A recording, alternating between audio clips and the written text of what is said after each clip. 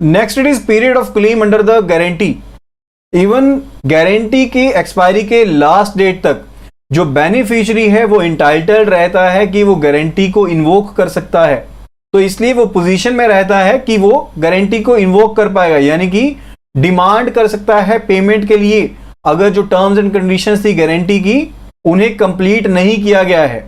सो कानून के तहत एक उचित समय दिया जाना चाहिए इस पर्पस के लिए। सो बेनिफिशियरी को एक इवैल्यूएशन करना होता है, एक नतीजा निकालना होता है कि जो कॉन्ट्रैक्ट है वो कंप्लीट कर दिया गया है या फिर इनकम्प्लीट है, एंड उसे डिसाइड करना पड़ता है कि वो गारंटी को इन्वोक करना चाहता है या नहीं करना चाहता है, या फिर उसे इन्वोक करनी चाहिए गारंटी या नहीं करनी चाहिए। एंड एक बार जब ये प्रोसेस कंप्लीट हो जाता है तो उसे एक डिमांड करनी पड़ती है बैंकर को। एंड जनरली ये चीज जो है depending upon the size of the contract, जो बेनिफिशियरी है जो क्लेम पीरियड रहता है वो 15 दिन से लेकर 3 महीने तक का हो सकता है।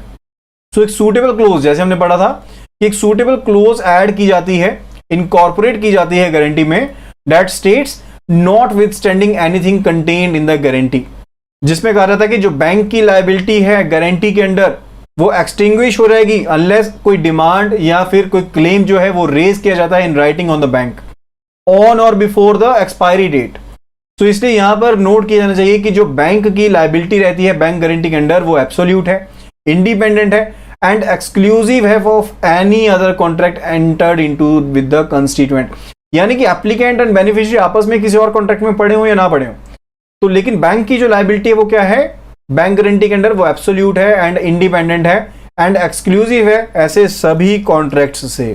सो बैंक के ऊपर ये ऑब्लिगेशन रहती है कि उसने बेनिफिशियरी को पे करना है विदाउट एनी डिले, बिना किसी डिले के उसने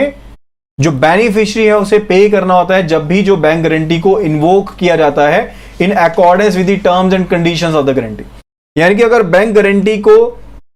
के ऊपर क्लेम रेज किया गया है बेनिफिशियरी के द्वारा जो कि इन अकॉर्डेंस है, जो भी टर्म्स एंड कंडीशंस थी उसके अकॉर्डेंस के बीच में है, तो बैंक को बिना किसी डिले के पेमेंट करनी पड़ेगी, सिर्फ और सिर्फ उस केस में जहां पर बैंक को एक ऑर्डर मिला है रुकने के रिगार्डिंग, या फिर एक इंजंक्शन है, या फिर एक कंपिटेंट कोर्ट ने या फिर अप्रोप्रिएट कोर्ट ने किसी तरह से रिस्ट्रेंट किया है बैंक को कि उसने पेमेंट नहीं करनी है, तब उस जगह पर जो बैंक गारंटी के अंदर लायबिलिटी है बैंक की उसे रोका जा सकता है। एंड इस तरह की केसेस में जो लायबिलिटी है बैंक की वो बनी रहेगी जब तक जो कानून है, जब तक कोर्ट है वो डिसाइड नहीं करता पर्टिकुलरली इस चीज के बारे में। नेक्स्ट इज कि अगर आपने कोई क्रेडिट फैसिलिटी प्रोवाइड करनी है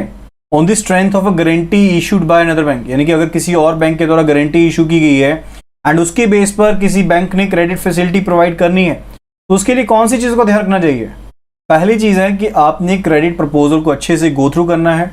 एंड उसका अप्रेजल भी अच्छे से करना है, एंड साथ में ये रीजंस भी जानने हैं कि जिस बैंक से गारंटी ली गई है, जिस बैंक की गारंटी के बिहाफ पर आप लोन देने जा रहे हैं, उस बैंक ने आपको क्रेडिट फैसिलिटीज क्यों नहीं एक्सटेंड की, एंड इन चीजों को थ्रू, इन रीजंस के थ्रू अच्छे से हमने गो थ्रू करना है। एंड इस चीज को जरूर इंश्योर करना है कि जिन ऑफिशियल्स ने बैंक गारंटी इशू की है they are empowered to issue the bank guarantee, and जो पावर ऑफ अटर्नी है that is registered with the bank. Okay, तो आपने यहां पर क्या चेक करना है कि जो ऑफिशियल्स हैं जिन्होंने बैंक गारंटी इशू की है they are empowered to do so, and जो पावर ऑफ अटर्नी है that is registered with the bank. एक चीज और यहां पर इंश्योर करनी है कि जो गारंटी एग्जीक्यूट की गई हो वो किसी डिफरेंट पर्पज के लिए, यानी कि वो बिजनेस जो यूजुअल आप बिजनेस करें, रेगुलर बिजनेस करें, लोकेशन है, उससे अलग कोई गारंटी इशू ना की गई हो।